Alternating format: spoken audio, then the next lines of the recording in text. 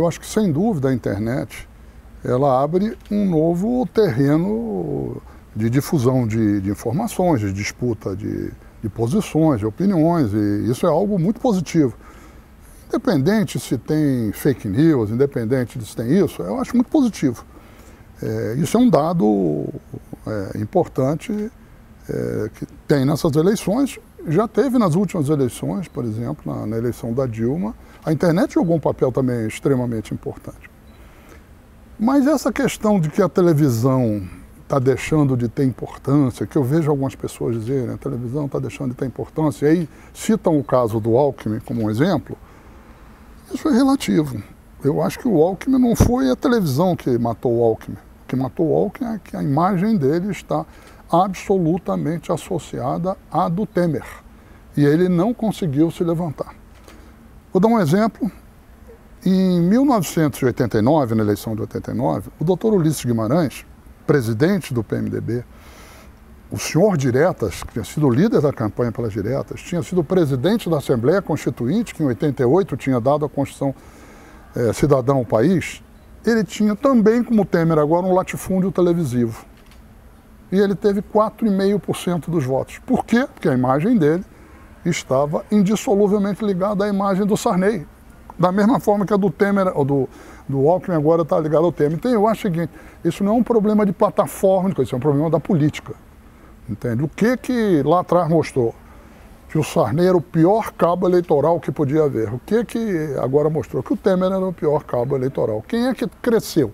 Quem é a oposição ao Temer, por um lado, no caso, vamos dizer, do Lula e do Haddad, e no caso do Bolsonaro, ele tenta vender uma ideia que ele é contra o sistema, que aos poucos está ficando claro que ele não é contra o sistema. Ele poderá até ser o candidato do sistema, no final das contas, mas é uma jogada política que ele fez. Aqui entre nós, como nas eleições de 89, o Collor fez também, ele era o candidato contra tudo, entende? E acabou até sendo eleito, entende?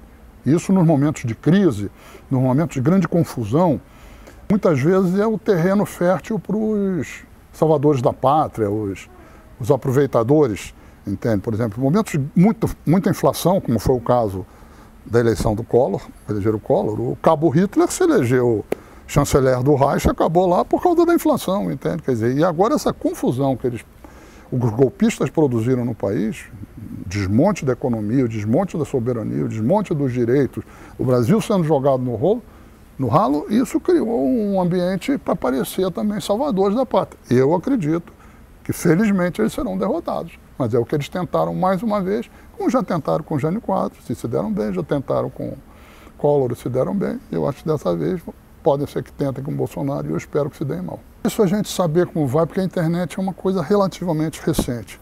A internet ela tem um grande problema, principalmente nos Facebooks, nos Twitter, ela fecha a pessoa em bolhas. Entende? As pessoas, em vez de se abrirem para o mundo, elas ficam no quadradinho das pessoas que pensam parecido com ela. Isso é um problema porque estimula muito o ódio a quem está fora do teu quadradinho. Isso é um problema. Mas eu acredito que a sociedade dará um jeito nisso com o debate político, com o debate público, etc. Eu acredito que a sociedade dará. Então, eu acho o seguinte, a internet ela tem um lado bom, entende? Ela tem um lado ruim. O lado bom dela é porque ela tira um pouco o monopólio da difusão da informação e do debate público da mão dos grandes grupos. O lado ruim dela é que ela pode fazer com que as pessoas caiam na tentação de não formarem a sua opinião na praça pública, mas formarem a opinião no cercadinho de quem já pensa como eu. E isso, a médio prazo, gera problemas e tensões muito fortes na sociedade. Eu acho o seguinte, o discurso não é apenas o discurso da mídia, o discurso dos setores conservadores no Brasil, e a mídia faz parte desse agrupamento conservador, ele foi severamente derrotado durante os 12 anos dos governos de Lula e de Dilma. O que as elites, elite entre aspas, porque de elite não tem nada, elas não pensam no Brasil, só pensam em dinheiro, são mesquinhas, sem projeto, incapazes de ver um pouco à frente. Na verdade, elas são filhas da Casa Grande, elas são filhas do enclave, elas não são filhas de projetos nacionais. O que essa elite, entre aspas, sempre passou mais ou menos para a população? Ela passava o seguinte, eu até gostaria de governar para todo mundo, mas é impossível. dá para governar, quando muito, e olhe lá, para 1/3 da população. Porque não tem dinheiro no Estado. O Brasil não é um país rico, o Brasil tem uma população muito pobre, uma população muito ignorante, uma população que não sabe fazer as coisas. Reparem só, estão naturalizando a condição de falta de oportunidade. Eu até gostaria, mas não dá. Dá para governar para 1/3 da população. E os outros 2/3, que se virem. E depois reclamava que o brasileiro tinha complexo de vira-lata. Pega o cãozinho da madame, para de dar comida para ele e joga ele na rua, vê se ele não vai virar um vira-lata igualzinho aos outros. Claro, quem não tem oportunidade vai sobreviver como pode. O que os 12 anos dos governos de Lula e Dilma mostraram? Que isso não era uma sentença eterna contra o povo. O povo não era pobre porque queria ser pobre. O povo era pobre porque não tinha oportunidade. Então, quando se começou a governar, não apenas para 1/3, mas para todo mundo, foi se abrindo oportunidade, as pessoas começaram a ascender, a se mexer, entende? A ter escola, a poder ter salário, ter emprego, ganhar mais, ter oportunidade, tudo isso. Então, reparem só, isso desmontou a essência do discurso de séculos dos setores conservadores no Brasil, de que o povo é um estorvo no Brasil, o povo é uma carga, o povo é um peso. O que esses governos mostraram? Não, ao contrário, o povo é um patrimônio, o povo é um ativo, é uma energia, com ele você constrói um mega mercado interno, com base nesse mercado interno você consegue fazer com que o país cresça, tenha projeção internacional, seja respeitado no mundo, abra oportunidade. São dois projetos diferentes, um para 1/3 e outro para 2/3. Isso foi desmontado pelos governos de Lula e Dilma. E essa questão, a imprensa enlouqueceu com isso, porque a Casa Grande enlouqueceu com isso. Esse é o problema. Então, o que é a raiva deles? O que eles... É o seguinte, no voto, eles perderam 4 eleições, eu acho que vão perder a 5ª agora, e perderiam quantas eleições fossem, porque eles não falam para toda a população. Eles falavam só para 1/3. Antes, os outros 2/3, como eu dizia aqui, tinham a opressão naturalizada, eles achavam que não era possível ser diferente. Eles aprenderam na experiência deles que pode ser diferente. E ao aprenderem na experiência, eles não querem que volte ao tempo em que só tinha vez 1/3 da população. Então existe uma falência do discurso das elites no Brasil.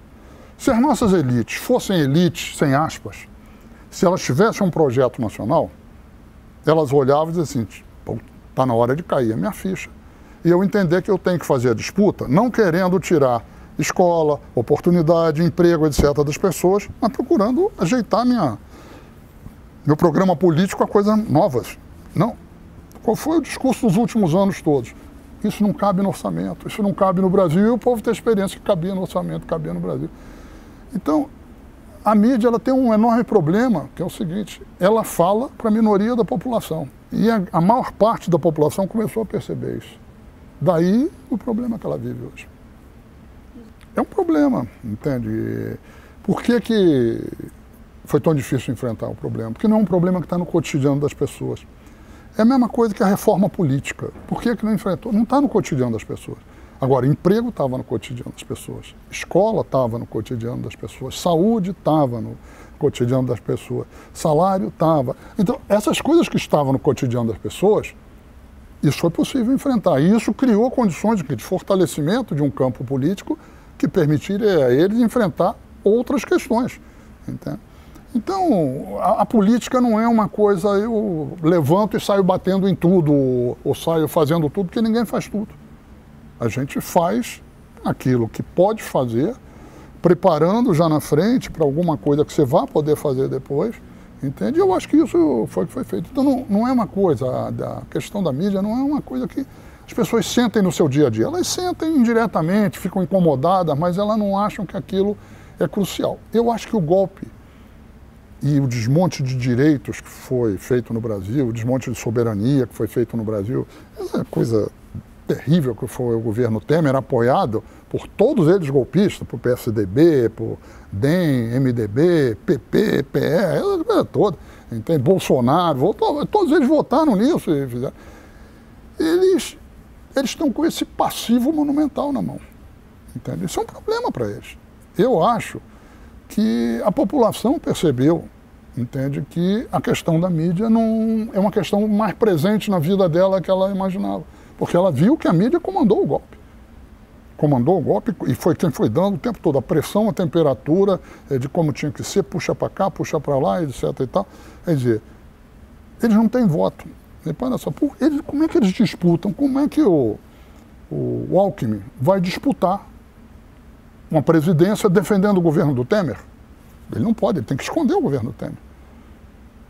Como é que o Amoedo vai fazer isso? Como que o Meirelles vai fazer isso? Como que o Bolsonaro vai... Todos eles tratando de esconder. Por quê?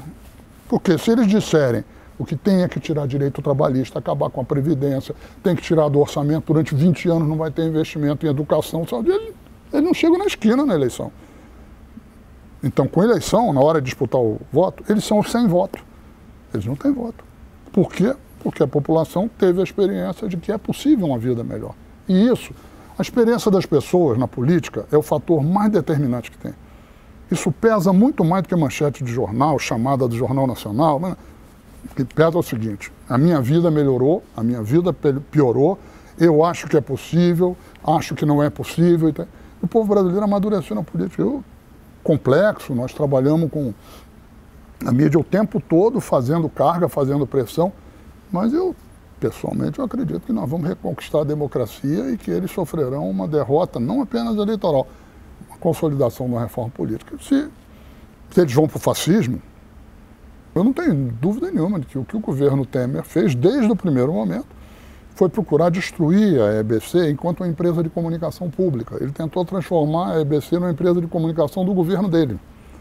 Claro que não conseguiu inteiramente, porque os funcionários resistiram, a sociedade não engoliu, mas foi o que ele tentou fazer, tanto que uma das primeiras providências também foi terminar com o Conselho Consultivo, foi terminar com o mandato do presidente da EBC, que tinha um mandato por 4 anos estabelecido, que não coincidia com o mandato do presidente da República, inclusive para que ele tivesse plena autonomia para poder exercer a sua função enquanto comandante de uma comunicação pública. Então, acho que a atitude do Temer mostra o incômodo profundo que a tentativa de criação de uma comunicação pública séria gerou nos setores conservadores e na mídia também, do modo geral, porque ele ecoava isso quando ele investiu para cima da EBC. Eu não sei o governo Haddad o que fará, mas o que o programa do governo do presidente Lula e o programa que foi assumido pelo Haddad como candidato, fala claramente, quer dizer, na recuperação do caráter público e no fortalecimento da EBC. Eu espero que, se o Haddad for eleito e se o Lula for governar junto com ele, eu espero que isso seja feito. Pessoalmente, acho que o debate da política ele é importante para os estudantes de tudo que é área.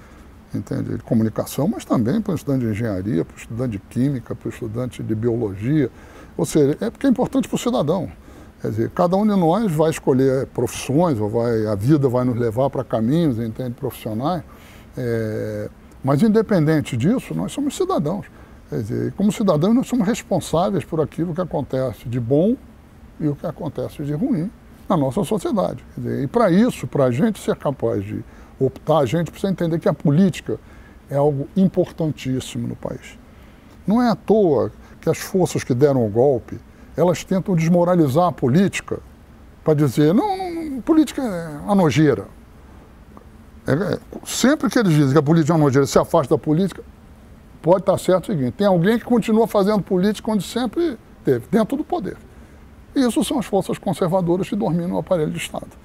Quer dizer, isso foi assim aqui no Brasil, foi assim nos Estados Unidos, sempre que foi assim na França, foi assim na Itália, sempre que se busca desmoralizar a política, vem uma outra política no lugar que tira o povo do cenário. É esse sempre o negócio. O que se quer é afastar o povo e concentrar na mão de poucos, que sempre estão no poder, as decisões que têm que ser tomadas. É isso que tem. Então, eu acho que, não apenas para os estudantes de comunicação social, para todos, é fundamental que a gente participe do debate político, tenha uma atividade política, não necessariamente uma militância no sentido de fazer disso o centro da sua vida. Há diferentes formas de participar, mas que a gente não se submeta à opressão. Eu sempre acho que isso é o mais importante. Eu sou de uma geração que lutou contra a ditadura, em condições terríveis, difíceis, cometemos erros muito grandes, mas um erro nós não cometemos.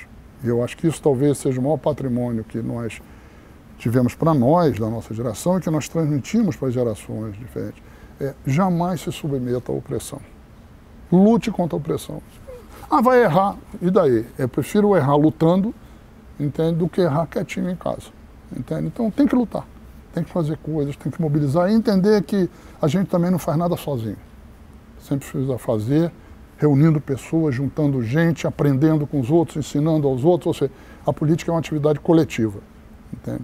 Mas é através dela que os povos se levantam, ou é por causa dela que os povos são massacrados.